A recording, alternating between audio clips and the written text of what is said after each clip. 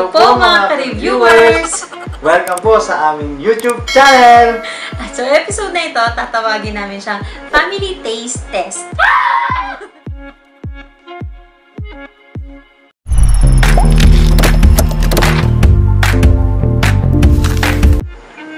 Sa video na ito, ang i-review po namin ay mga cheese! Wow! Ito yung mga brand na napili namin kasi dahil naka-ECQ tayo ngayon, medyo mahirap maghanap ng mga available na cheese sa grocery. So, una, itong Eden cheese.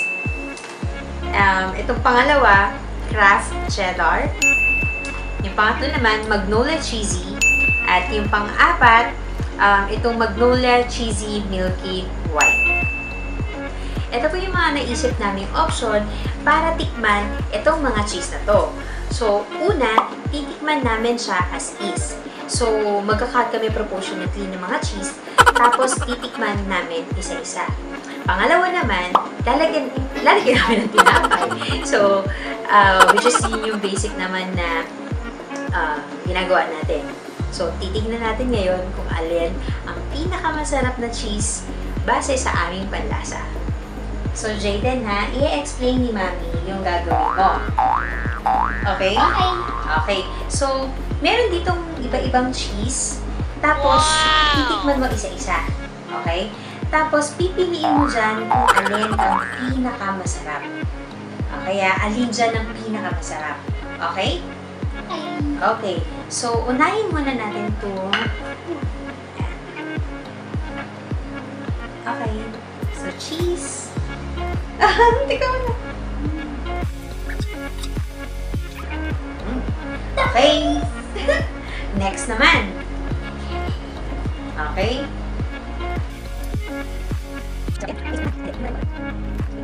Tapos, ito. Isa lang.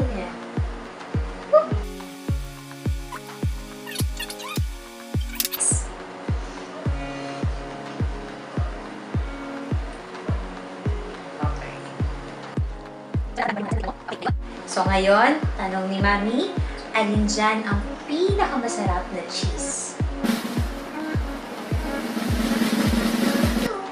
Number 2, yung pinakamasarap na cheese? Yun yung pinakamasarap? So, number 2 daw. Number 2, yung pinakamasarap na cheese para kay Jake. Okay, ngayon naman, si Daddy naman nagtitikim. Ano kaya yung mapipili ni Daddy na pinakamasarap na cheese? Umpisahan na natin, Daddy. Okay, ako naman. Number 1. Sarap. Sarap. Number 2. Number 2. Masarap. Number 3. Number 3. Sarap din. Number 4. Number 4 na.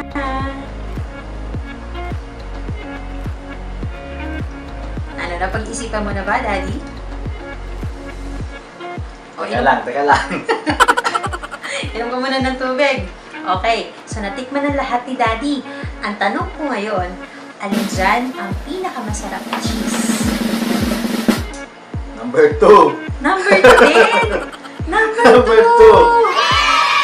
Okay, 2 points na. Number 2. O, ayan. Ako naman ang titikim. Tignan ko ngayon kung sino ang pipiliin ko. Siyempre, di ba kapag Mami, medyo mas iba ang panlasa. Subukan natin. Number 1. Okay. Number 2 na tayo. Number 3.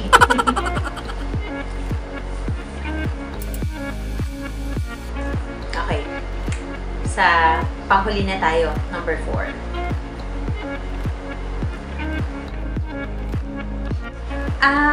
Siguro ako magbigay ako ng ng personal comment ko. Yung number 1 and 2, halos similar sila ng lasa. Pero mas salty yung dating ni number 1. Tapos si number 3, parang sakto lang naman yung lasa niya. Tapos si number 4, medyo iba yung lasa niya eh. Pero actually kasi si number 4 dahil compared dun sa tatlo, medyo meron siyang may pagka-milky taste. So, basically may hirap i-compare si number 4 dito sa tatlo. Ang pinakamasarap ay number 1. Okay, so doon naman tayo sa second option ng ating taste test.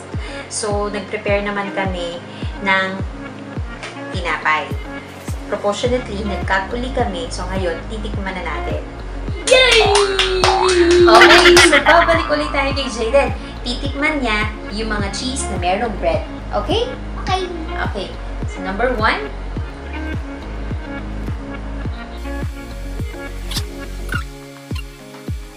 Number 2.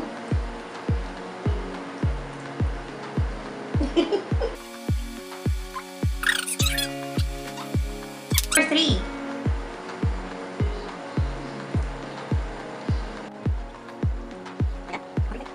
Okay, doon naman tayo sa number 4, ha?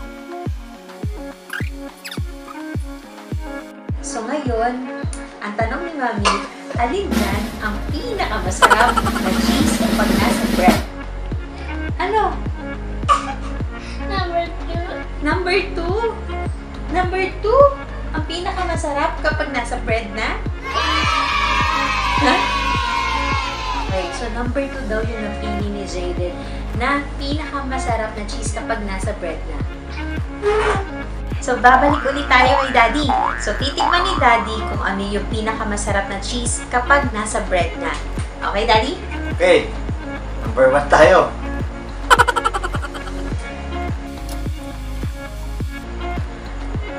Number 2. Number 2.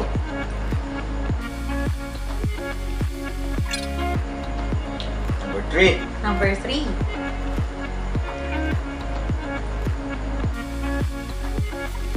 Parang Number 4. nahihirapan si Daddy mag-isip pa. Okay? Natikman mo ba, Daddy? Napag-isipan mo ba? Kung ano Inom yung- muna ulit ako. Nalasahan mo ba kung ano yung pinakamasarap na cheese kapag nasa bread na, Daddy? Nalasahan ko. So ngayon, ang tanong ko, alin dyan ang pinakamasarap na cheese kapag nasa bread na? Number 2. Number 2 ulit! Number 2. Galing naman yung number 2. O, ayan. Ako uli. So, titikman ko ngayon itong mga cheese kapag nasa bread na. Alin kaya dito ang pinakamasarap? Kanina, sabi nung dalawa kong boys, yung number 2 na naman. Limadong-limado si number 2 ngayon, ah. Okay. So, umpisahan natin. Number 1.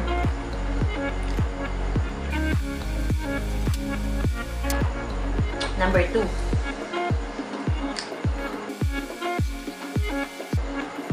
Number 3.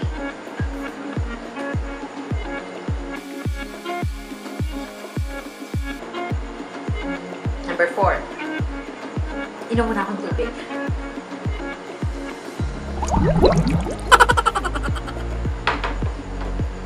Number 4.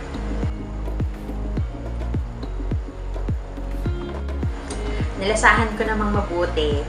Para sa akin, ang pinakamasarap na cheese kapag nasa bread na ay ang number 2.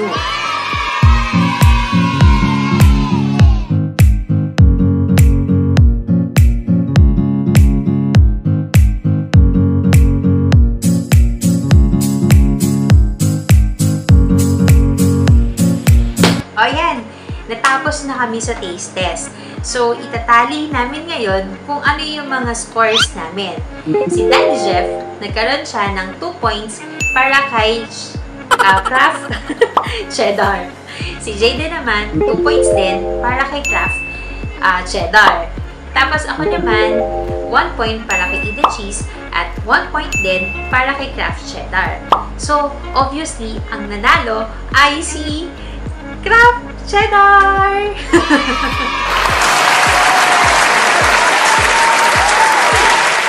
Maraming salamat sa inyong oras sa panonood sa video na ito at sana po nag-enjoy kayo.